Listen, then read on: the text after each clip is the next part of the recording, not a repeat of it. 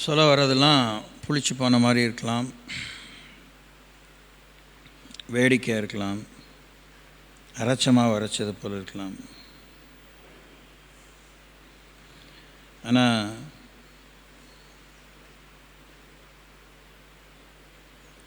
கடவுள் பயம் வெறும் கற்பனையாக, வெறும் ஒரு போதிக்கிற போதனையாக தான் இருக்குது. போதிக்கிறவங்களுக்கும் கேட்குறவங்களுக்கும். நம்ம செய்திக்குள்ளே போகிறதுக்கு முன்னாடி ஒரு ஸ்டேட்மெண்ட் வாசிக்கிறேன். இது கூட நம்ம பக்கத்து ஆர்பிஎம் வர்ஷிப் இந்த பேஜுக்கு அனுப்பியிருக்கேன், நீங்கள் பார்க்கலாம். கொரோனாவை விட கொடியது, கொரோனாவை விட கொடியது இந்த மொபைல் ஃபோன், மிகப்பெரிய வஞ்சகம் நிறைந்த மர்ம உலகம். அது ஸ்மார்ட் ஃபோனாக தான் இருக்கணும், தலையெழுத்து இல்லை. ஓகே, ஆண்ட்ராய்டாக தான் இருக்கணும்னு அவசியம் இல்லை. ஈவன் அதர்வைஸ் கொரோனா அநேகரின் சரீரங்களைத்தான் அழித்தது. ஆனால் இந்த செல்ஃபோன் சரீரங்களை மட்டுமல்ல, ஆத்மாவையும் நரகத்தில் சேர்க்க வலிமையுள்ளது. கையில் முத்திரை போல் அநேகர் வைத்துள்ளார்கள். வயது வித்தியாசம் இல்லை. வேத தியானம் ஜெப நேரங்களை சடங்காக மாற்றிவிட்டது. பிள்ளைகள் அல்லது பெற்றோர் உடன் செலவிட வேண்டிய நேரங்களை சாகடித்து விட்டது. காலம் கடந்த பின்னர் miss you dad, miss you mom, miss you சைல்டுன்னு போட்டுட்டு தனிமையில் உட்கார வைத்து விடுகிறது. உங்களை நான் நீங்கள் இல்லாத பெரிய குறையாக இருக்கம்மா, அப்பா, மகளே, மகனே அப்படின்னு சொல்லிட்டு இதோட உட்காந்துடுறாங்க. வாலிபர்களை காம இச்சை ஆவிகளுக்கும் மாம்சத்தின் கிரியைகளுக்கும் குடும்பங்களை சீரழிக்கும் கள்ள தொடர்புகளுக்கும் முழு ஒத்துழைப்பு அளிக்கும் கள்ள தோணி ஓடம் இருக்குல்ல, தோணி, போட், கள்ள தோணி. இது யாரை மயக்க விதவிதமான செல்ஃபிகள்.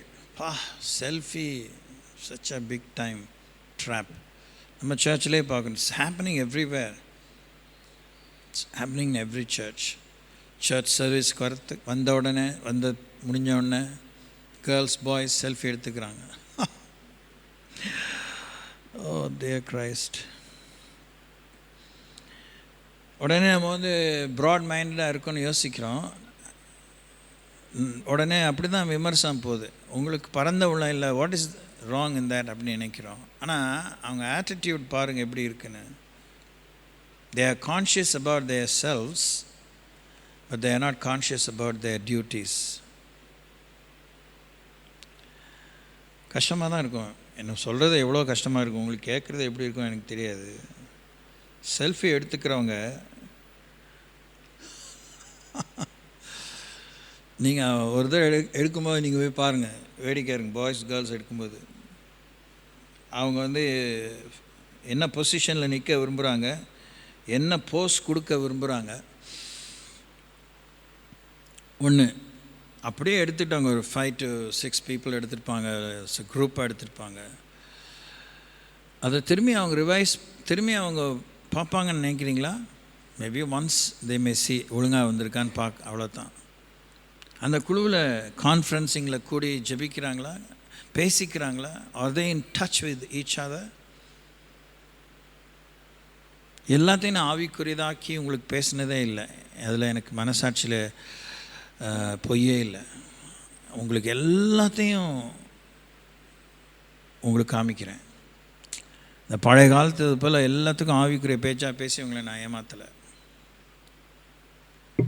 பாருங்கள், ப்ளீஸ் வாட்ச் அவுட். காலையில் எழுந்ததும் விரல்கள் தேடும் சவப்பெட்டி இது. ஆராதனைகளில் தூங்கி விழும் அநேகரை இரவு 2 மணி வரை விழிக்க வைக்கும் வலிமை உள்ளது. ஆராதனையில் தூங்கி விழுகிற இவங்களை ராத்திரி 2 மணி வரைக்கும் முழிச்சிட்டு இருப்பாங்க. ஆனால் ஆன்லைன் ப்ரேயருக்கு வர மாட்டாங்க, ஆஃப் நைட் ப்ரேயருக்கு வர மாட்டாங்க. பார்த்துக்கோங்க. சரி, காரியத்துக்கு வருவோம், ஜெபிப்போம். நாம் 52ஆம் சங்கீதம் 8ஆம் வசனத்தில் இறுதியாக தியானமாக இருந்தோம். நானோ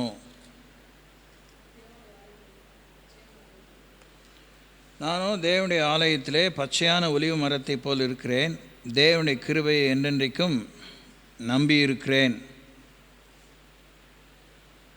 என்பதை தியானித்தோம். இன்றைக்கு 55ஆம் சங்கீதம். நான் அதை பற்றி திரும்பி உங்களுக்கு சொல்கிறேன்னு சொன்னேன். நான் தியானிக்க தவறிவிட்டேன். அதனால் 52:8 இன்னொரு நாள் தியானிப்போம். 55:16. நானோ தேவனை நோக்கி கூப்பிடுவேன், கர்த்தர் என்னை ரட்சிப்பார். நானோ தேவனை நோக்கி கூப்பிடுவேன், கர்த்தர் என்னை ரட்சிப்பார். திரும்பி சொல்கிறேன், கர்த்தருக்கு பலியிடுவதை பார்க்கலும் கீழ்ப்படுதலே உத்தமம். ஆட்டுக்கடாக்களின் நினத்தை பார்க்கலும் செவி கொடுக்க சேர்வதே உத்தமம் சொல்லப்பட்டிருக்கு. இதை குடும்ப பெண்கள், குடும்ப நிர்வாகிகள், நீங்கள் உங்களை பற்றி உண்மையாக தான் சொல்கிறேன்.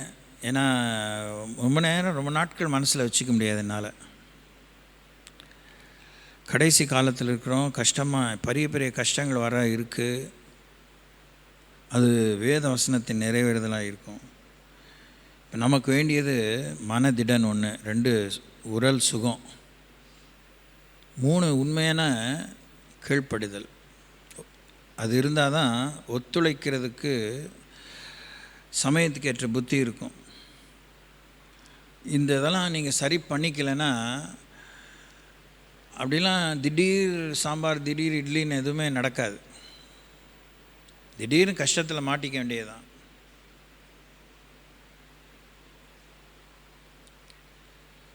ரொம்ப கேர்ஃபுல்லாக இருங்க. எல்லா விஷயத்துலையுமே கேர்ஃபுல்லாக இருங்க.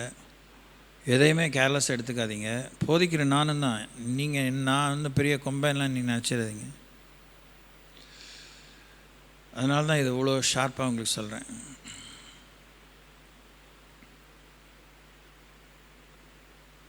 So let's go to the book of Psalms 55. தேவனே என் ஜெபத்தை கேட்டருளும், என் விண்ணப்பத்துக்கு மறைந்திராதேயும். என்ன ஒரு பிரமாதமான இன்ட்ரடக்ஷன்.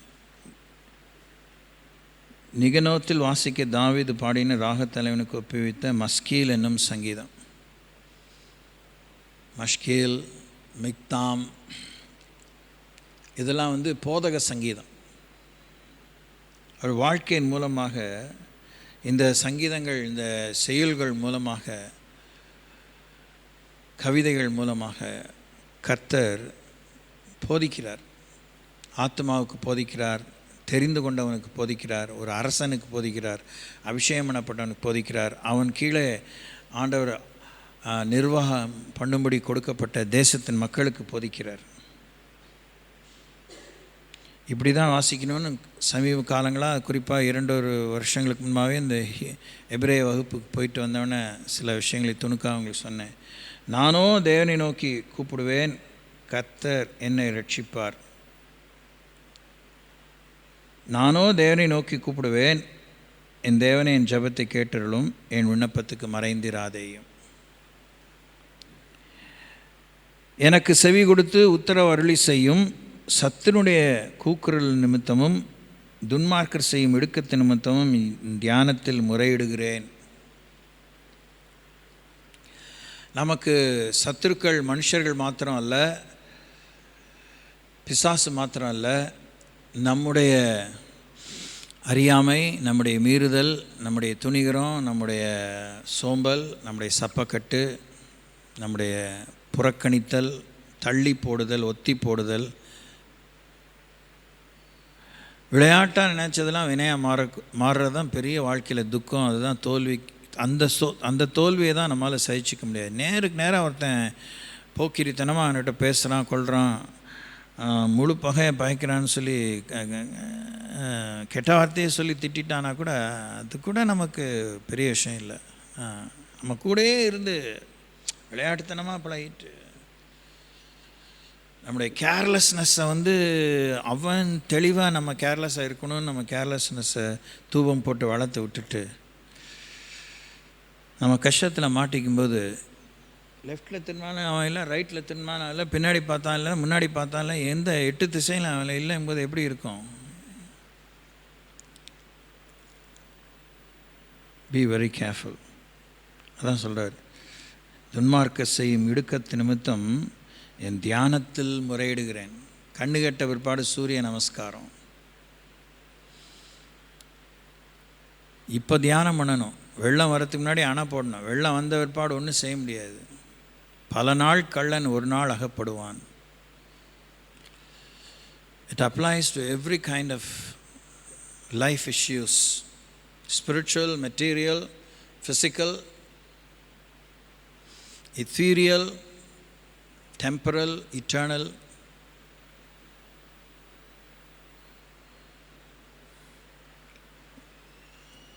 மேகதாதுக்காக போராடுறாங்க. அங்கே அணை கட்டிடுவான், தண்ணி வராதுன்னு. மேகதாது ஒன்று தானே தமிழ்நாட்டுக்கு வாட்டர் ரிசோர்ஸ். அதையும் நம்ம யோசிக்கணும். நம்மளை விட அறிவு படைத்தவர்கள், பயங்கர புத்திசாலிகள். திங்கிங் த ஈஸி வே அவுட்.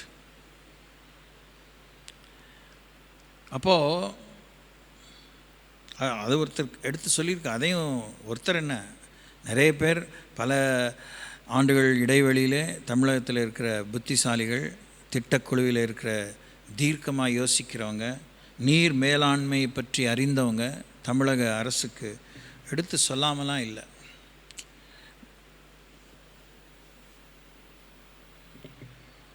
சரி, இப்போ அதை முழு நேரத்தை அது தின்றாமல் அது ஒரு கோடு தான். அப்போ நமக்கு வந்து நானும், அதுதான் நம்முடைய தலைப்பு. எக்ஸ்க்ளூசிவாக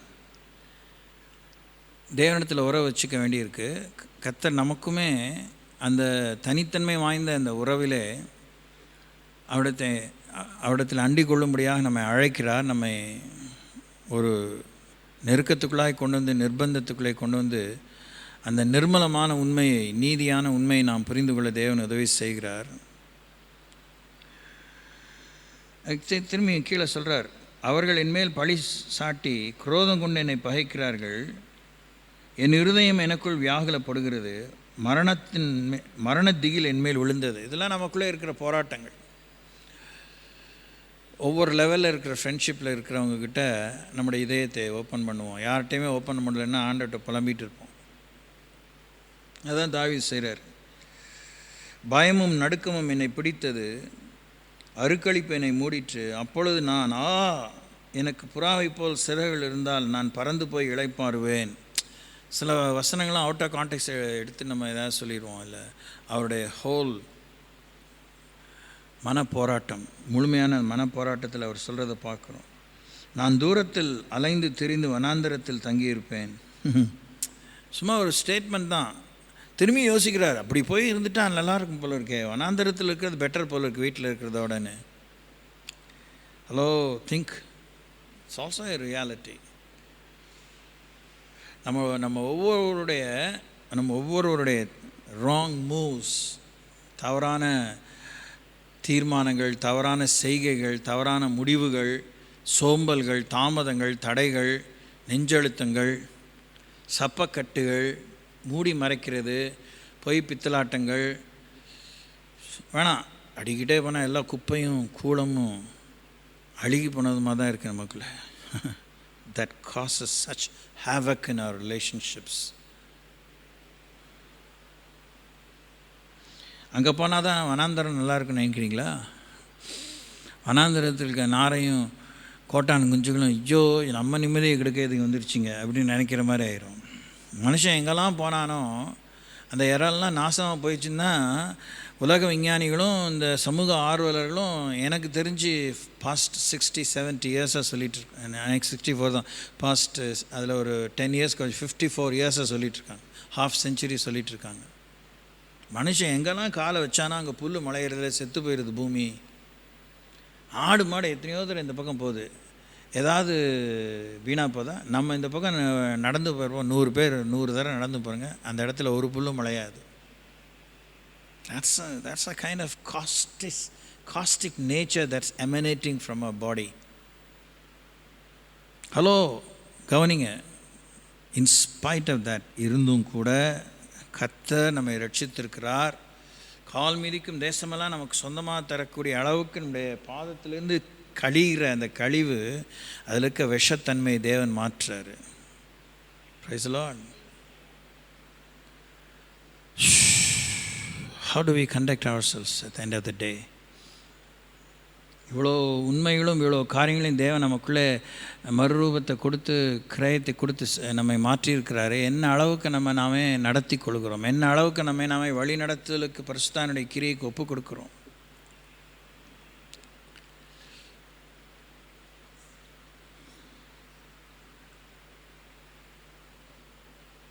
பெருங்காற்றுக்கும் புசலுக்கும் தப்ப தீவிரித்து கொள்வேன் என்றேன். ஆண்டவரே, அவர்களை அழித்து அவர்கள் பாஷையை பிரிந்து போக பண்ணும். உடனே நமக்கு ரொம்ப ஒன்றும், அதுக்கு மேலெல்லாம் ஒன்றும் முடியலன்னா எவனாவது கிடைக்கட்டும் இழிச்சாவன் அவன் தலையில் எல்லா குப்பையும் கொட்டு. அவன் தான், இவன் தான், இவ தான், இவ சரியில்லை, அவன் சரியில்லை, அவன் சரி.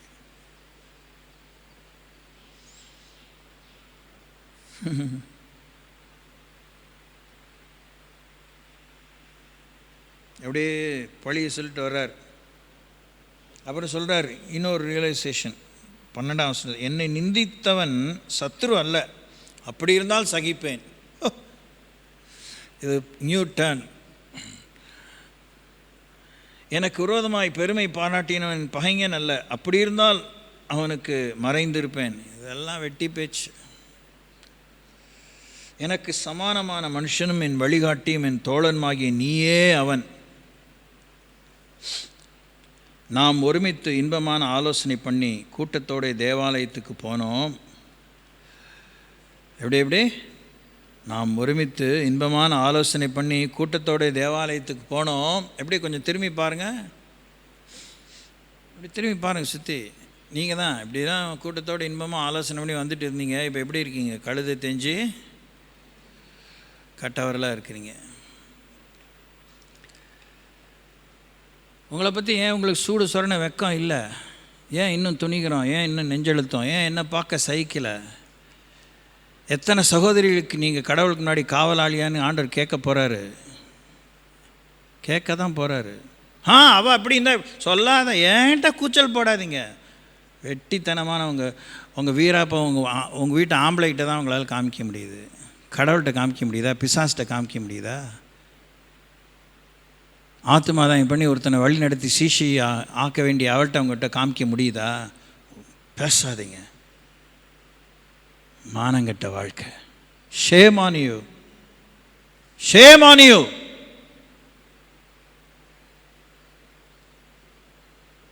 கோதுமை மணி ஏற்கனவே விழுந்து 13ஆம் வருஷத்துலேருந்து இன்றைக்கினா 8 வருஷம் ஆச்சு. எவ்வளையாவது ஆண்டவருக்குள்ளே வழிநடத்தி அபிஷேகத்துக்குள்ளே வழிநடத்தி ஜப வீராங்கனைகளை மாற்றிருக்கீங்களா? What are you seeking Jesus for?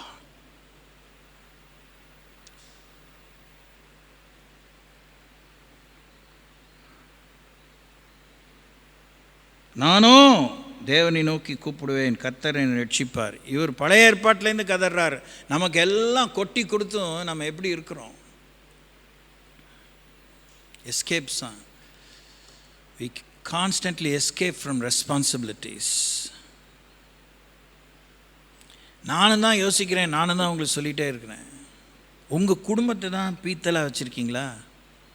என்ன பாருங்கள், உங்கள் குடும்பத்தை தான் பீத்தலாக வச்சுருக்கீங்களா? உங்கள் வீதியில் நீங்கள் தான் கலங்கரை விளக்கமாக இருக்கிறீங்களா? நீங்கள் தான் உங்கள் வீதியில் ஞான பெண்மணியாக இருக்கீங்களா? Are you an example? Are you an influence in your society? இதுக்கெல்லாம் நீங்கள் கணக்கு கொடுக்கணுமே. Yes, you have to.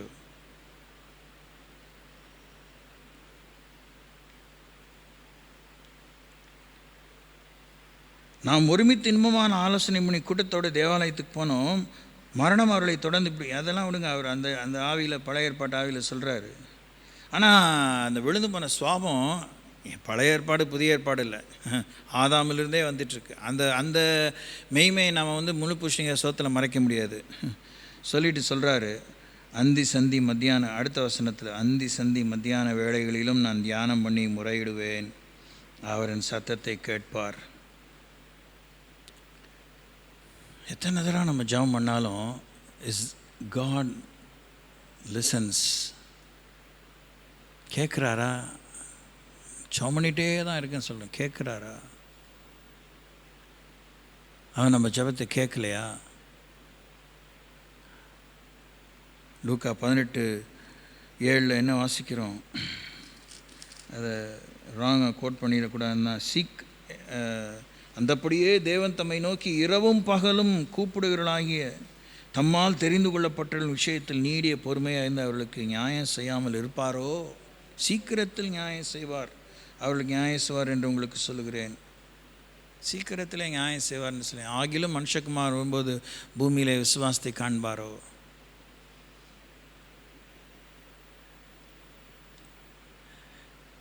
ரெண்டு பக்கத்தையும் பாருங்க, நாணயத்தின் ரெண்டு பக்கத்தையும் பாருங்கள். அதுதான் உண்மை, அதுதான் நம்மளை நிதானத்துக்குள்ளே வழி நடத்தும். முற்போக்கா நம்பிக்கை குறையெல்லாம் அதை சொல்லலை. நாம் ஜாக்கிரதையாக இல்லைன்னா நாம் இழந்து போகலாம், தோற்று போகலாம், விழுந்து போகலாம். கர்த்தர் கைவிட மாட்டார் என்று கர்த்தருக்கு சொல்லி காமிக்கிறதை விட நாம் பாதுகாவலற்ற சூழ்நிலையில் போய் ஏன் நிற்கணும்?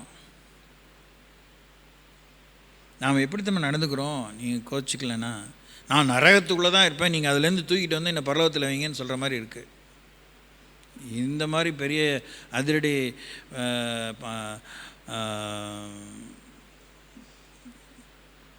என்ன சொல்வது, வாக்குவாதத்துக்கு நான் விடை சொல்லவே முடியாது. எனக்கு ஒன்றே ஒன்று இப்போ ஞாபகம் வருது, சொல்லிகிட்டே இருக்குமே, ஞானம் தாங்க ஆண்டவரேன்னு. அந்த ஐஸ்வர்யான ஆண்டவரால் பாதுகாத்திருக்க முடியாதா? முடியும். பாதுகாத்தாரா? இல்லை, அவ்வளோதான். அவன் நரகத்தில் இருக்கிறான், லாசரு ஆபிரகாம் மடியில் இருக்கிறான். பேசுகிறதுக்கே, இந்த கான்வர்சேஷன் நடக்கிறதுக்கே ஒரு உரிமை கொடுத்தாரு, அதுக்கே அவன் சந்தோஷமாக இருக்கணும். ஆனால் சரி பேசு தம்பி, என்ன அங்கேருந்து கத்துற யோபியன், பாருங்கள் இங்கே கஷ்டப்பட்டுருக்கேன், அங்கே லாசரு அங்கே ஆபிரகாம் மடியிலேருந்து அவன்கிட்ட எனக்கு ஒரு சொட்டு தண்ணி சுண்டோரில் விட்டு, அதெல்லாம் அந்த கதைக்கா, அங்கே இருக்கா இங்கே வர முடியாது, இங்கே இருக்கா அங்கே போக முடியாது. அப்புறம் தண்ணி கேட்டு நிறுத்திட்டு அவனுக்கு புத்தி வருது, என்னோடய கூட பிறந்தவங்க பூமியில் இருக்கிறானுங்க, அவங்களாம் இங்கே வந்துடாதபடிக்கு ரொம்ப கரிசன சந்தோஷம். அதுக்குமே ஒரு பதில் சொல்கிறார்,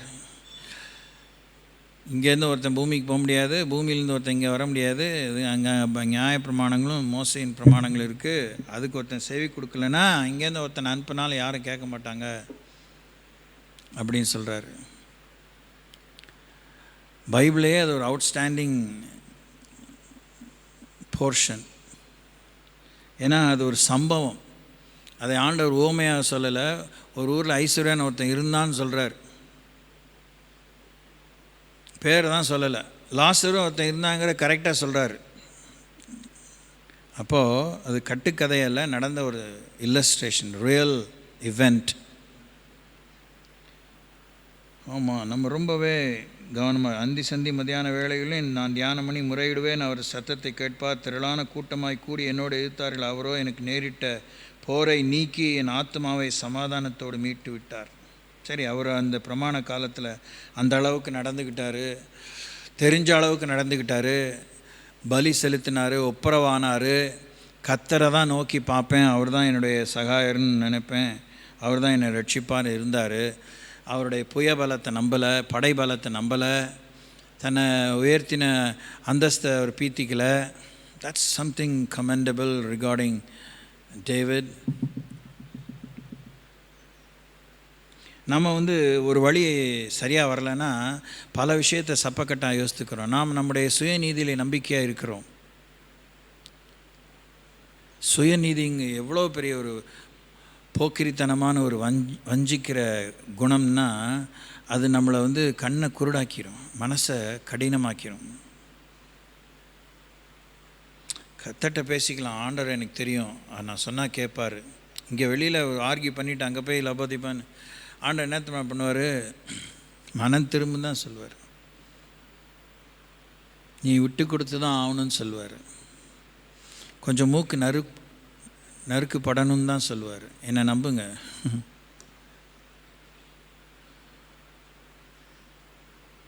நானோங்கிறத ஏத்தமாக யோசிக்கக்கூடாது. ஊருக்கே வேறு மாதிரி ஒரு போக்கு இருந்தாலும் கர்த்தர் எனக்கு என்ன வழியை வைத்திருக்கிறாரோ அந்த வழியில் தான் நான் போவேங்கிற அந்த பிரித்தெடுக்கப்பட்ட, அர்ப்பணிக்கப்பட்ட, ஒப்புவிக்கப்பட்ட அந்த குணத்தோடு தான் அந்த ஓகாரம் வரணும். ஓங்கார நாதமாக அது ஒரு அகங்காரமாக வந்துடக்கூடாது. Please note all these things. 59 சங்கீதம் 16 வசனம். நானோ உம்முடைய வல்லமையை பாடி காலையிலே உம்முடைய கிருபையை மகிழ்ச்சியோடே புகழ்வேன். எனக்கு நெருக்கம் உண்டான நாளிலே நீர் எனக்கு தஞ்சமும் உயர்ந்த அடைக்கலமானீர். அதுலேயும் அதை தான் சொல்கிறார். சவுல் தாவீதை கொல்வதற்காக ஏவல் ஆட்களை அனுப்பின போது அல்தஷ்கேத் என்னும் வாத்தியத்தில் வாசிக்க அவன் பாடி ராகத்தலைவனுக்கு ஒப்புவித்த மிக்தாம் என்னும் சங்கீதம். தேவனே, என்னை சத்துருக்களுக்கு தப்புவியும், என்மேல் எழும்புவர்களுக்கு என்னை விலக்கி உயர்ந்த அடைக்கலத்தில் வையும் அப்படின்னு சொல்லிகிட்டே 8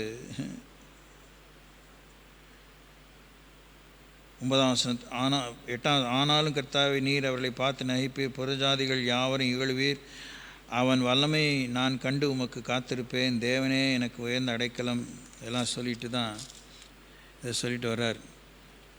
13ஆம் வசனத்தில், தேவன் பூமியின் எல்லை வரைக்கும் யாக்கோபிலே அரசாளுகிறவர் என்று அவர்கள் அறியும் பொருட்டு அவர்களை உம்முடைய உக்கிரத்திலே நிர்மூலமாக்கும். இனி இராதபடி அவர்களை நிர்மூலமாக்கும். அவர்கள் சாயங்காலத்தில் திரும்பி நாய்களைப் போல ஊளையிட்டு ஊரை சுற்றி திரிகிறார்கள். அவர்கள் உணவுக்காக அலைந்து திரிந்து திருப்தியடையாமல் முறுமுறுத்து கொண்டிருப்பார்கள். நானோ உம்முடைய வல்லமையை பாடி காலையிலே உம்முடைய கிருபையை மகிழ்ச்சியோடு புகழுவேன். எனக்கு நெருக்கம் உண்டான நாளிலே நீர் எனக்கு தஞ்சமும் உயர்ந்த அடைக்கலமானீர். நான் இதெல்லாம் இவ்வளோ ஃபுல்லாக முள்ளே இருக்கிறதெல்லாம் சொல்லி டீட்டெயிலாக விளக்க விரும்பலை. ஆனால் 2 விஷயத்தை உங்களுக்கு எடுத்து காமிக்க தான். நீங்கள் தான் நிறுத்தி நிதானமாக அந்த நானோவுக்கு முன்னாடி என்ன நடந்துச்சு, நானோவுக்கு பின்னாடி என்ன நடக்குது.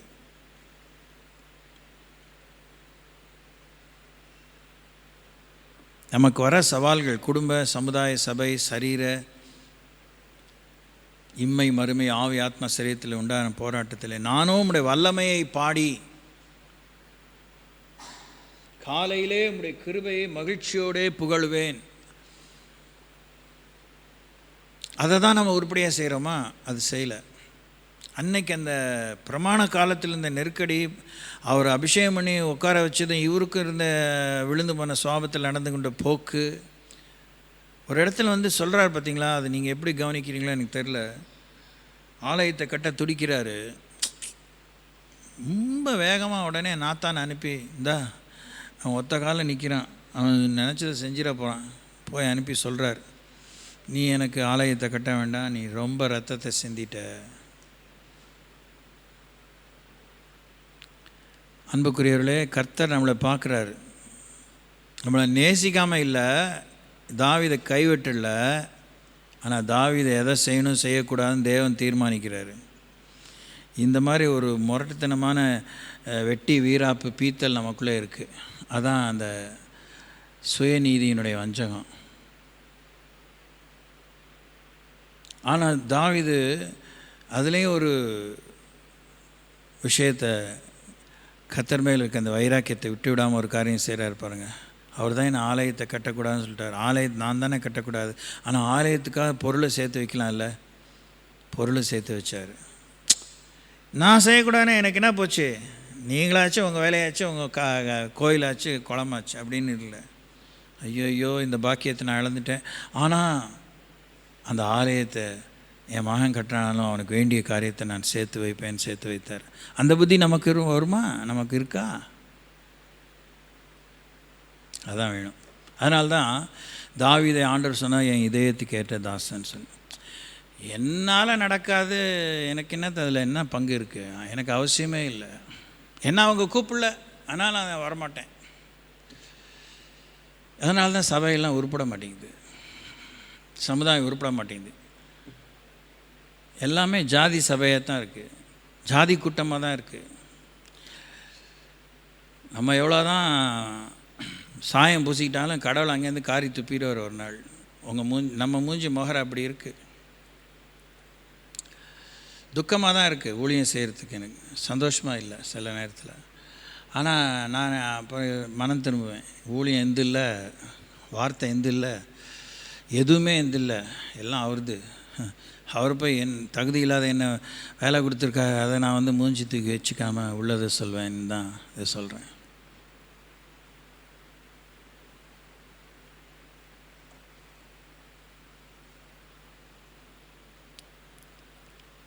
சரீர சுகத்தை காத்துக்கோங்க. செவர் இருந்தால் தான் சித்தனை வரைய முடியும்.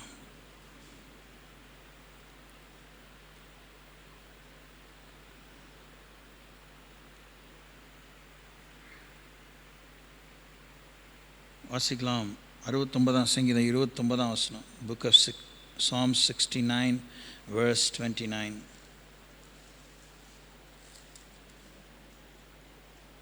நானோ சிறுமையும் துயரமும் உள்ளவன், தேவனே உம்முடைய ரட்சிப்பு எனக்கு உயர்ந்த அடைக்கலமாவதாக.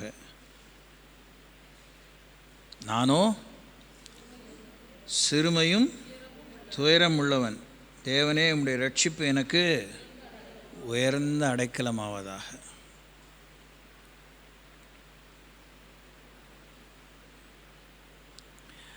வசனத்தை அப்படியே எடுத்துக்கிட்டு நீங்கள் தியானித்தாலும் அதில் எல்லாம் தேவையான உண்மை இருக்குது.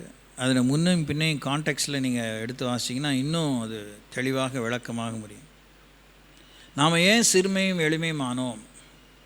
நாம் ஏன் சிறுமைப்படுத்தப்படுகிறோம்? சிறுமைப்படுத்தப்பட்டு விட்டோம், எளிமையாகிவிட்டோம். இப்போ நம்முடைய நிவாரணம் என்ன? ஆண்டவரே, நீரே உம்முடைய ரட்சிப்பு எனக்கு உயர்ந்த அடைக்கலமாவதாக. ஹல்லேலூயா. ரட்சிப்பு எப்போ நமக்கு கிடைக்கும் சொல்லுங்கள்? ரட்சிப்பு நமக்கு எப்போ கிடைக்கும்? இன்னும் இத்தனை வருஷம் விசுவாசியம் உட்காந்து பதில் சொல்கிறதுக்கு இவ்வளோ யோசிக்கிறீங்க. பாவத்தை விட்டு மனம் திரும்பிட்ட கனியை கொடுத்தாதான், பாவங்களை அறிக்கையிட்டு அதை விட்டால் தான் ரட்சிப்பு கிடைக்கும். பாவத்தோடு இருந்துக்கிட்டு மேற்பூச்சா பூசிக்கிட்டு கடன்லேருந்து எப்போ விடுதலை ஆக முடியும்? கடன் வாங்காமல் இருக்கிற வரைக்கும். வாங்கின கடனை எப்படியோ வேலை செஞ்சு 1 வருஷமோ 10 வருஷமோ செலுத்திட்டால் தான். மேஜிக்கலெலாம் கடனை போக்க மாட்டார். மாயவித்தை பண்ணி கடன் நம்ம வாழ்க்கையிலேருந்து போகாது. தூங்காமல் கேட்கணும். கடன் எக்கச்சக்கமாக வாங்கினவங்க யோசிக்கணும். உழைச்சி தான் கடன் அடைக்கணும். அடைக்கும்போது தேவன் அற்புதம் செய்வார். எப்படி அற்புதம் செய்வார் சொல்ல மாட்டார். நான் உங்களுக்கு சொல்லியிருக்கேன், 13 வருஷம் எங்களுடைய கடனை நாங்கள் அடைக்க வேண்டியது. கணக்கு பார்த்தது அமெரிக்க ஐக்கிய நாட்டுக்கு போயிட்டு வந்தோன்னு. அன்றைக்கி எனக்கு எங்கள் 2 பேருக்கு இருந்த வருமானம் 300 ரூபா. தேவன் அறிவார். 300 ரூபாவில் ஈவன் கல்யாணம் பண்ணி அங்கேருந்து வந்த பிற்பாடு கூட எங்களுக்கு அப்போ வருமானமே கிடையாது. திரும்பி சபைக்கு வரோம். So it could have taken 13 years for us to pay back that debt. 1.5 லட்சம் ரூபா. 88. ஆனால் தேவன் 1.5 வருஷத்தில் அதை அடைக்க வைத்தார். திருடலை, கொள்ளையடிக்கலை, ஒப்பாரி வைக்கலை, கையேந்தி யார்கிட்டையும் போய் குரல் எழுப்பலை. தேவன் தேவைகளை சந்தித்தார். நெருக்கத்தில் கிட்டத்தட்ட வந்த நாளில் இருந்து எங்களுக்கு இருக்கோ இல்லையோ வீட்டு வாடகை இந்த கடன் போகத்தான். அத்தனை நாட்களும் நாங்கள் பட்டினி இருக்கலை. அத்தனை நாட்களும் நாங்கள் வந்து மாமியார் வீடு ஏற்ற வீடு தான், அந்த சின்ன வீட்டில் தான் வாடகைக்கு இருந்தோம். அவங்க வீட்டில் போய் உட்காரல, பேசிக்கிட்டே அப்படியே இந்த சந்தடி சாக்கில் சாப்பிட்டு போகலான்னு வாய்ப்பே கிடையாது. அம்மா வீட்டு போல், மாமியார் வீட்டு போல். தேவன் ஆசீர்வதித்தார். எப்படி ஆசீர்வதித்தார்? ஆசீர்வதித்தார். இன்னும் தங்கமல ராசிலாம் கிடையாது. ஒரு நேரத்தில் தேவன் எங்களுக்கு பணம் தருவார், கட்டாயமாக வந்து கொடுத்துட்டு போவாங்க. ஆர்கியூ பண்ணுவோம். இது வரைக்கும் ஒருத்தர்கிட்டருந்து கூட நாங்கள் வந்து சந்தோஷமாக கொடுங்கன்னு வாங்கிட்டதே கிடையாது. ஆர்கியூ பண்ணுவோம், எதுக்காக எங்களுக்கு கொடுக்குறீங்க, ஏன் கொடுக்குறீங்க, எதுக்கு, ஏன் இவ்வளோ கொடுக்குறீங்க.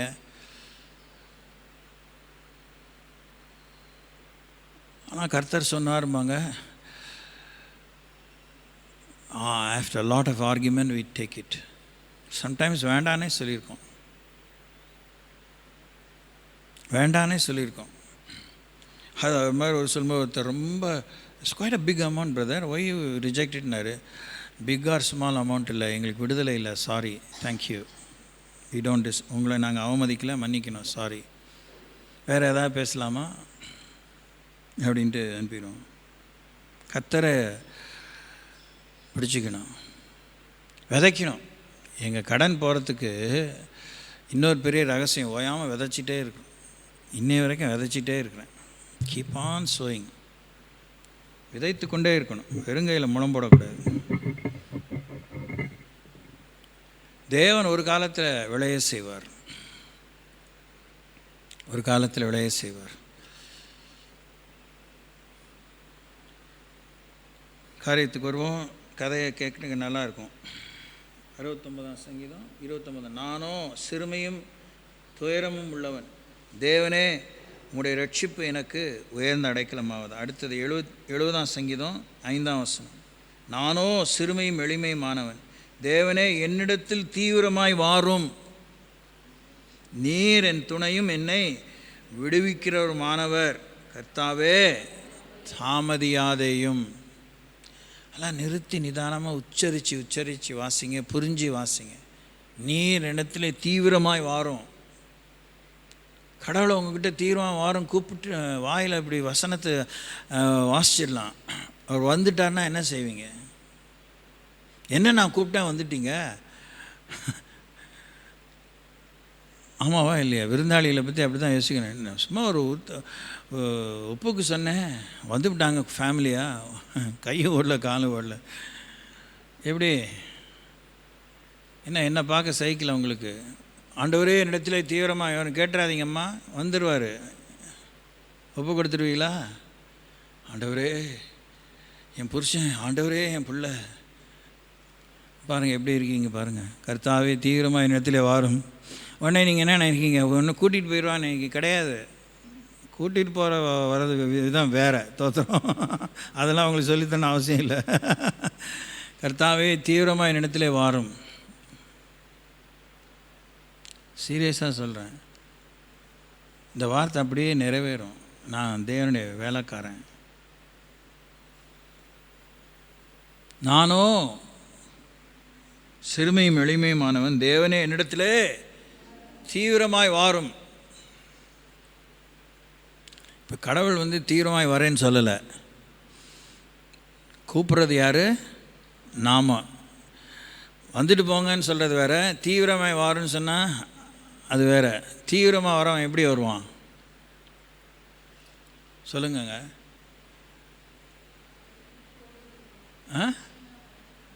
எப்படி டென்ஷனாவா? எப்படிங்க?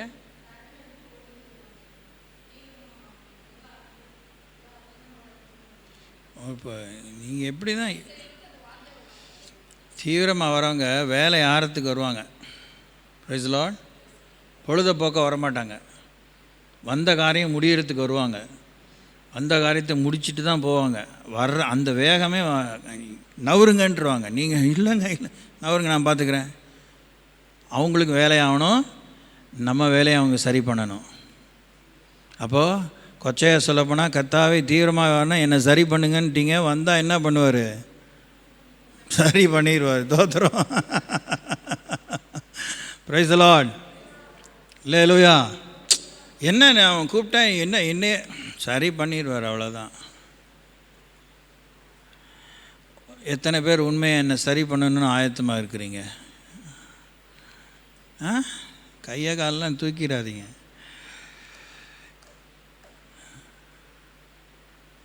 நான் சொன்னது தான், பைபிளை தான் சொல்லியிருக்கேன்.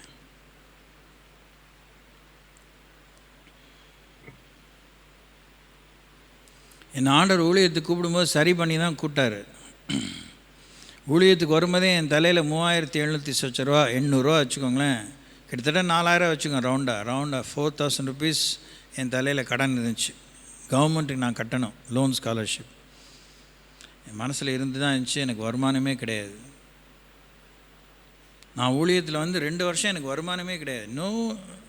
ஒரு காணிக்கை ஒன்றுமே கிடையாது, நத்திங். போகிற இடத்துல ஏதாவது கிடைச்சா சாப்பாடு, கிடைச்சா டீ, கிடைச்சா ஸ்நாக்ஸு, நத்திங். நடராஜா தான் எனக்கு. யாரும் பஸ் ஃபேர் கொடுப்பாங்க, எனக்கு யாரும் எதுவுமே நோ எக்ஸ்பெக்டேஷன். அப்போது அடிக்கடி ஸ்தோத்திரம் பண்ணுவேன், இதை எப்படியா நீங்கள் கட்ட எனக்கு உதவி செய்யணும்னு. எங்கள் அம்மா அப்பாக்கிட்ட கேட்கவும் எனக்கு இஷ்டம் இல்லை. வாக்கு கொடுத்தாங்க, அவங்க வந்து கொடுத்தது தான், வாக்கு கொடுத்தது தான் பட்சத்தில் ஒன்றும் செய்யலை. வேடிக்கை பார்த்துட்டே இருந்தாங்க. It was time. கவர்மெண்ட்டுன்னு நோட்டீஸ் வருது, இப்போ நான் ஃபுல் டைமாக எல்லாத்தையுமே ரெடி பண்ணிட்டு தான் பைபிள் ஸ்கூலுக்கு போய் சேரணும், மிஷினரியாக ட்ரைனிங்க்கு. ஸோ ஐ டோன்ட் நோ, எங்கள் அம்மா எப்படியோ ஸ்மெல் பண்ணிவிட்டு, என்னடா ஒரு மாதிரி இருக்கிற, ஒன்றும் நான் சொல்லலை. ஏன்னா இது வந்து மானிட்டரி இஷ்யூ. எங்கள் அம்மாக்கிட்ட எல்லாத்தையுமே நான் பயந்துக்குவேன், அவங்களுக்கு எல்லாமே தெரியும். ஆனால் இந்த பணம் காசு மாற்ற எங்கள் அம்மாக்கிட்ட பேசவே மாட்டேன் நான். ஆனால் அவங்க வந்து எப்படியோ பார்த்துட்டாங்க போல. என்னத்தையோ பேப்பரை வச்சுட்டு இப்படி திருப்பி பார்த்துட்டு இருந்தேன் அப்படின்னு. அதையும் இல்லைன்னு மழுப்பிட்டேன்னா, அப்புறம் எங்கள் அப்பன் குதிரைக்குள்ளே இல்லைன்னு சொல்லிட்டு இந்த ஆன் கவர்மெண்ட் சர்வீஸ்ன்னு சொல்லிட்டு ஒரு தடவை ரெஜிஸ்டர்ட் போஸ்ட்டில் ஒரு லெட்டர் வந்துச்சு. அது நான் வீட்டில் இல்லை, எங்கள் அம்மா தான் வாங்கியிருக்காங்க. என்னுடைய ஞான தகப்பன் எனக்கு வந்து உத்தரவாதியை கையெழுத்து போட்டிருக்காரு. அவர் எனக்கு நோட்டீஸ் அனுப்பிட்டார், தம்பி நான் ரிட்டையர்டு, பிள்ளைங்களாம் செட்டில்டு, நான் அதை கட்ட முடியாது, ஏதாவது வழி பார்த்து நீ செஞ்சிரு அப்படின்னு சொல்லி லெட்டர் எழுதியிருந்தார். அப்போ எங்கள் அம்மாவுக்கு தெரிஞ்சிருச்சு. அப்படியா, இப்போ தான் ஞாபகம் வருது. 3888 ரூபா, 3888 ருபீஸ். ஸோ எங்கள் அம்மா சொன்னாங்க, நான் பணம் தரேன், நீ நிம்மதியாக ஊழியத்துக்கு போ, கடவுள் வேலையை செய். அதுக்கு தான் கடவுள் தான் அவனை ஒப்பு கொடுத்துருக்குறேன். ரொம்ப இமோஷனலாக வந்துச்சு. சரி, இப்போ காரியம் ஆகணும். உடனே சென்னைக்கு புறப்பட்டு வந்து கவர்மெண்ட் ஆஃபீஸில், எஜுகேஷன் ஆஃபீஸில் அந்த பணத்தை கட்டிட்டு சந்தோஷமாக சென்ட் தாமஸ் மவுண்டில் போய் பைபிள் ஸ்கூலில் சேர்ந்துட்டேன். கட்டின மேனி அப்படியே அங்கே அந்த திருச்சி கூட வரல.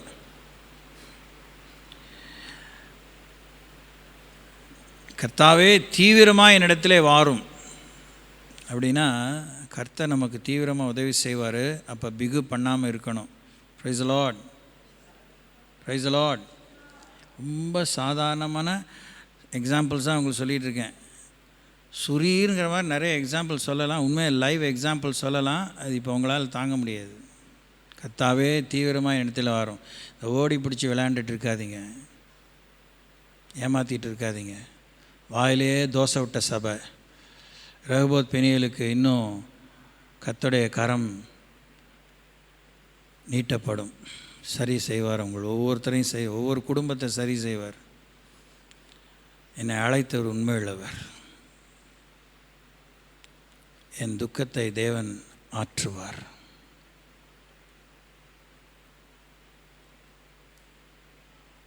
எழுபத்தொன்று 14. நானோ எப்பொழுதும் நம்பிக்கை கொண்டிருந்து மேன்மேலும் உம்மை துதிப்பேன். நானோ எப்பொழுதும் நம்பிக்கை கொண்டிருந்து மேன்மேலும் உம்மை துதிப்பேன். தொடர்ந்து நம்பிக்கை கொண்டு இருந்துகிட்டே இருக்கணும். நம்பிக்கை இருக்கும்போது நாரகுணம் இருக்கக்கூடாது. ஆர்பிஎம் பெண்களே, நீங்கள் கொஞ்சம் பேர் தான், ஆனால் உங்களுக்குள்ளே இருக்க லூட்டி தாங்கலை. சரியாயிருங்க. நீங்கள் சரியாகாமல் மகிமையை பார்க்கவே முடியாது. சுயத்தில் மகிமையை பார்க்கவே முடியாது.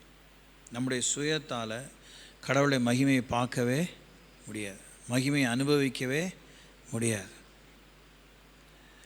அவசியமான எல்லா இடத்துலையும் தேவன் மகிமையை காமிக்கணும்னா அந்த அளவுக்கு அங்கே சுயம் செத்து இருக்கணும். செத்தாக தான் மகிமையை பார்க்க முடியும். புரியுதா உங்களுக்கு? If your self will not die, you will not see the glory. Glory glory glory க்ளோரின்னு சொல்லிகிட்டே இருக்கலாம் வாயில், அது ஒன்றும் க்ளோரி இல்லை. சுயம் செத்தாக தான் தேவ மகிமையை பார்க்கலாம். நம்ம உரிமையை விட்டு கொடுத்தாதான், நம்ம பீத்தலை விட்டு கொடுத்தாதான், நம்ம வீம்பை விட்டு கொடுத்தாதான், நம்ம முரட்டாட்டத்தை விட்டு கொடுத்தாதான், நம்ம மன்னிச்சாதான் தேவ வல்லமை அருள் இறங்கும்.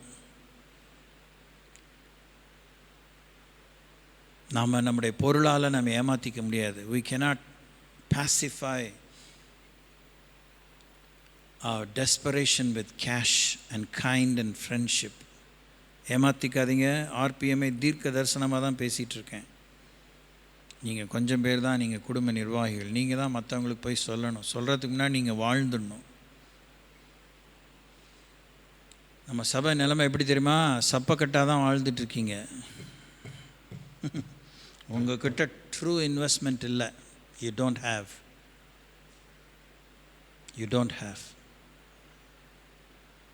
You are living a substitutory life. நீங்கள் மெயின் கோர்ஸ் ஆஃப் ஒபீடியன்ஸில் வந்தால் தான் அந்த நான் சொடக்கு விட்ட நேரத்துக்குள்ளே தேவ மகிமை வெளிப்பட்டாலும் ஆச்சரியப்படத்துக்கலாம். அந்த வேகத்தில் தேவன் வெளிப்படுவார். Price the Lord. கடவுள்கிட்ட ஒப்புரவாகுங்க, உறவுகளில் ஒப்புரவாகுங்க. இல்லைன்னா ஒன்றும் கதைக்காவது அப்படியே போயிட வேண்டியதான். மங்கி எறிகிற திரியை அணையாமலும் நெறிந்த நாணலை முறியாது இருக்கிறவர். இல்லை நான் மங்கி தான் சாவேன்னா அது உங்கள் சௌரியம். இல்லை நான் முறிஞ்சு போனாலும் பரவாயில்ல, நான் விட்டு கொடுக்க மாட்டேன்னா பரவாயில்ல. That's your problem. அடிக்கடி கடிந்து கொள்ளப்பட்டும் தன் பிடரியை கடினப்படுத்துகிறவன் சகாயமின்றி சடுதியிலே நாசமடைவான். ஆர்பிஎம் நாசமடைகிறதுக்கு தேவன் எழுப்பலை. விட்டு கொடுங்க. ஒன்றும் இந்த உலகத்தில் கொண்டு வந்ததில் ஒன்றும் கொண்டு போக போகிறதில்ல.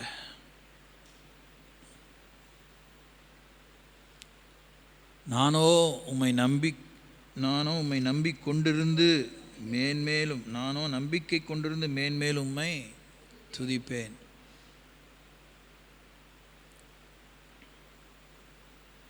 துதிக்கிறீங்க, நம்பிக்கை இருக்கா? உண்மை நம்பியுள்ளேனப்பா அப்படின்னு இது மாதிரி நம்பிக்கை இப்போ இந்த பாடலாம் பாடலாம். நம்பிக்கைக்கு உரியவரே அப்படின்னு சொல்லிட்டு, அந்த நம்பிக்கைக்குரியவர் யார்? அதுதான் கேள்வி.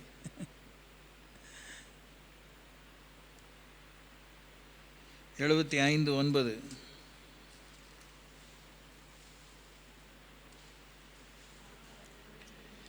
நானோ என்றென்றைக்கும் இதை அறிவித்து யாக்கோபின் தேவனை கீர்த்தனம் பண்ணுவேன். எதை அறிவித்து? வாசிக்கலாம், இது கொஞ்சம் வாசம் நல்லது. உம்மை துதிக்கிறோம் தேவனே, உம்மை துதிக்கிறோம். உமது நாமம் சமீபமாக இருக்கிறது என்று உமது அதிசயமான கிரியைகள் அறிவிக்கிறது. நியமிக்கப்பட்ட காலத்தில் யதார்த்தமாக நியாயம் தீர்ப்பேன். பூமியானது அதன் எல்லா குடிகளோடும் கரைந்து போகிறது. அதன் தூண்களை நான் நிலை நிறுத்துகிறேன். வீம்புக்காரரை நோக்கி வீம்பு பேசாதீங்கள் என்றும், துன்மார்க்கரை நோக்கி கொம்பை உயர்த்தாதிருங்கள் என்றும் சொன்னேன். உங்கள் கொம்பை உயரமாய் உயர்த்தாதிருங்கள், இருமாப்புள்ள கழுத்துடையவர்களாய் பேசாதிருங்கள். கிழக்கிலும் மேற்கிலும் வனாந்தர திசையிலிருந்து ஜெயம் வராது. தேவனே நியாயாதிபதி, ஒருவனை தாழ்த்தி ஒருவனை உயர்த்துகிறார். கலங்கி பொங்குகிற மதுபானத்தினால் நிறைந்த பாத்திரம் கர்த்தருடைய கையில் இருக்கிறது, அதிலிருந்து வார்க்கிறார். பூமியில் உள்ள துன்மார்க்கர் யாவும் அதன் வண்டல்களை உறிஞ்சி குடிப்பார்கள். நானோ என்றென்றைக்கும் இதை அறிவித்து யாக்கோபின் தேவனை கீர்த்தன் பண்ணுவேன். எதை அறிவித்து? வீம்புக்காரை பார்த்து வீம்பு பேசாதீங்க, துன்மார்க்கரை பார்த்து கொம்பை உயர்த்தாதீங்க, உங்கள் கொம்பை உயரமாக உயர்த்தாதீங்க, இருமாப்பில் கழுத்துடன் பேசாதீங்க, கிழக்கு மேற்கு வண்ணாந்த திசை ஜெயம் வராது, தேவனை நியாயாதிபதி ஒருத்தனை தாழ்த்தி ஒருத்தனை உயர்த்துவார், கலங்கி பொங்குற மதுமான இந்த பாத்திரம் அவரோட கையில் இருக்குது, அதுலேருந்து வார்க்கிறார் அவர். பூமியில் உள்ள துன்மார்க்கர் யாவும் அதன் வண்டல்களை உறிஞ்சி கொடுப்பாங்க அப்படிங்கிறத நான் அறிவித்து யாக்கோபின் தேவனை கீர்த்தனை பண்ணுவேன். துன்மார்க்குடைய கொம்புகளை எல்லாம் வெட்டி போடுவேன், நீதிமானுடைய கொம்புகளோ உயர்த்தப்படும். Price the Lord. தயவு செஞ்சு உணருங்க. திரும்பியும் நல்லதும் உங்களால் ஆகுது, கெட்டதும் உங்களால் ஆகுது. வீம்பு பேசாதீங்க, சண்டை போடாதீங்க, புறணை பேசாதீங்க. ஏசே கிறிஸ்துனா ஒளியட்டும், ரெகோபோத் தொடங்கும். ஏசே கிறிஸ்துனா ஒளியட்டும், ரெகோபோத் தொடங்கும். கரிசனை கொள்ளுங்க. நீங்கள் மற்றவங்களுக்கு சொல்கிறதெல்லாம் ஓகே, ஆனால் உங்கள் வாழ்க்கை எப்படி இருக்குது? How is your life? How are you available for God? How much are you available for God? 88 சங்கீதம் 13 வசனத்தை வாசிடுவோம். மீதி 100 சங்கீதத்துக்கு மேலே இருக்கிறத பின்னாடி வாசிப்போம். 88 13. நானோ கர்த்தாவே உம்மை நோக்கி கூப்பிடுகிறேன், காலையிலே என் விண்ணப்பம் உமக்கு முன்பாக வரும். Price the Lord. அங்கே முன்னாடி கொஞ்சம் வசனத்துலேருந்து வாசித்தா போதும். எனக்கு அறிமுகமானவர்களை எனக்கு தூரமாக விலக்கி அவர்களுக்கு என்னை அருவருப்பாக்கினீர். நான் வெளியே புறப்படக்கூடாதபடி அடைபட்டிருக்கிறேன். துக்கத்தினால் என் கண் தொய்ந்து போயிற்று. கர்த்தாவே, அனுதினம் நான் உம்மை நோக்கி கூப்பிட்டு உமக்கு நேராக என் கைகளை விரிக்கிறேன். மரித்தவர்களுக்கு அதிசயங்களை செய்வீரோ? செத்துப்போன வீரர் எழுந்து உம்மை துதிப்பார்களோ? பிரேத குழியில் உமது கிருபையும் அழிவில் உமது உண்மையும் விவரிக்கப்படுமோ? இருளில் உமது அதிசயங்களும் மறதியின் பூமியில் உமது நீதியும் அறியப்படுமோ? நானோ உம்மை நோக்கி கூப்பிடுகிறேன், காலையிலே என் விண்ணப்பம் உமக்கு முன்பாக வரும். திரும்பி வாசித்து முடிப்போம். மரித்தவர்களுக்கு அதிசயங்களை செய்வீரோ? நேராக நிமிர்ந்து உட்காந்து கேளுங்க. Quite serious, quite prophetic also. முழு சபைக்கு நீங்கள் மனம் முடித்த உங்கள் வீட்டுக்காரர், உங்கள் பெற்ற பிள்ளைகள், உங்களோடு இருக்கிற கர்த்தருடைய நாமம், திருச்சபை, கிறிஸ்துவின் திருவுடல், ஒவ்வொருவரும் தனித்தனி உறுப்புகள்னு சொன்ன அந்த concept, that's a truth. It's not just a concept. அதில் இருக்கும்போது மரித்தவர்களுக்கு தேவன் அதிசயங்களை செய்வாரோ? சபையில் எத்தனையோ பேர் செத்துட்டாங்க பாருங்கள். நம்ம சபையில் திரும்பி மக்கள் சேராமல் ஒவ்வொருத்தராக சேரணும், ஆனால் ஒவ்வொருத்தராக செத்துட்டு இருக்காங்க.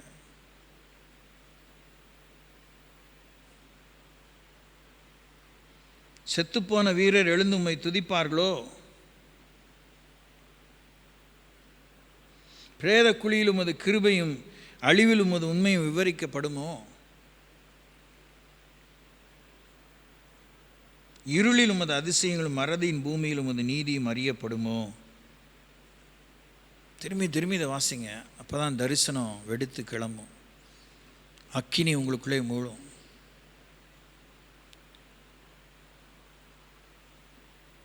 வில்லியம் வேர்ட்ஸ்வர்த்தோ இல்லைன்னா ஜார்ஜ் ஆர்வெல் தான் சொன்னார், death is the greatest leveller. மரணம்தான் சமக்கோல், சரியான அளவுகோல். எல்லாம் மரணத்தில் எல்லாம் ஒன்று தான். பணக்காரனும் தான், ஏழையும் ஒன்று தான். அதுவும் கொரோனா காலத்தில் மரணம் வந்தபோது யாரும் பணக்காரன் ஏழையிலே பார்க்கல, தொடவே இஷ்டப்படலை, பக்கத்தில் போவே பயந்தாங்க.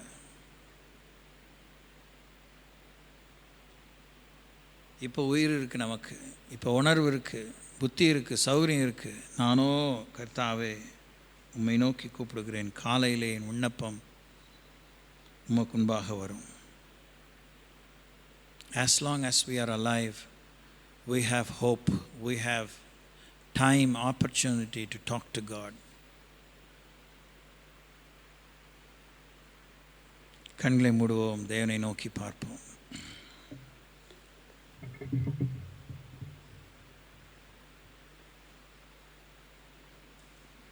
ஆமென்.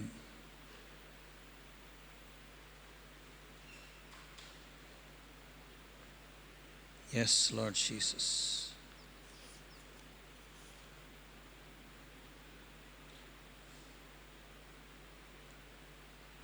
Oh, thank you, Lord.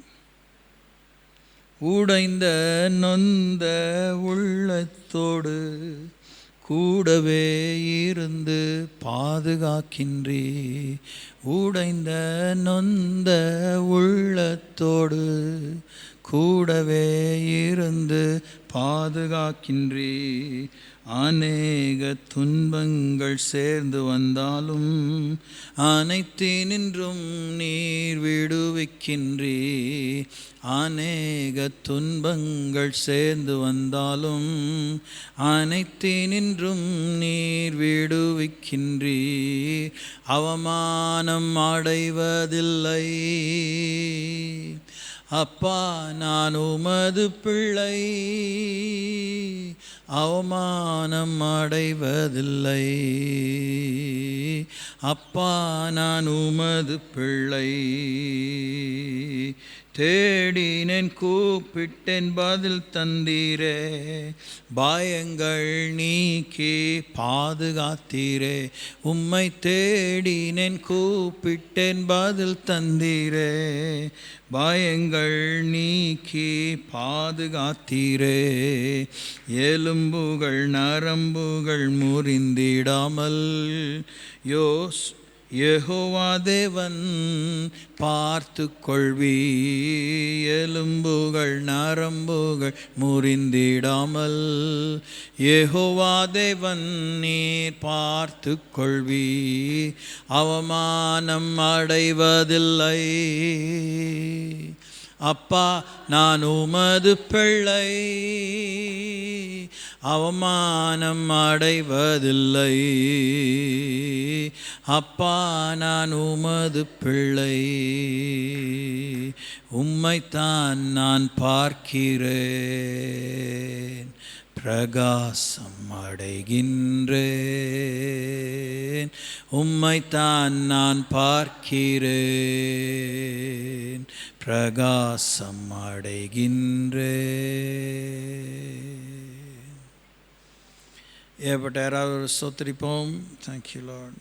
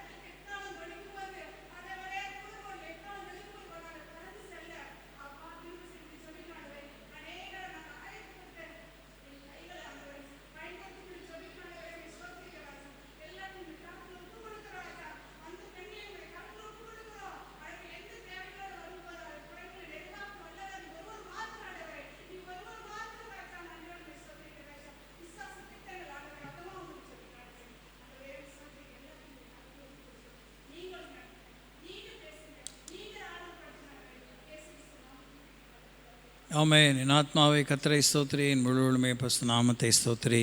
என் ஆத்மாவை கர்த்தரை ஸ்தோத்திரி, அவர் செய்த சகல உபகாரங்களையும் மறவாதே. என் ஆண்டவராகிய இயேசு கிறிஸ்துவின் பிதாவாகிய தேவனுடைய அன்பும் பரிசுத்த வழிநடத்தலும் பாதுகாவலும் அந்யூன்யம் ஐக்கியம் உங்களோடு உங்கள் பிள்ளைகளோடு மூலமாய் ஆண்டவரை அறிய வேண்டிய அனைவரோடும் இயேசு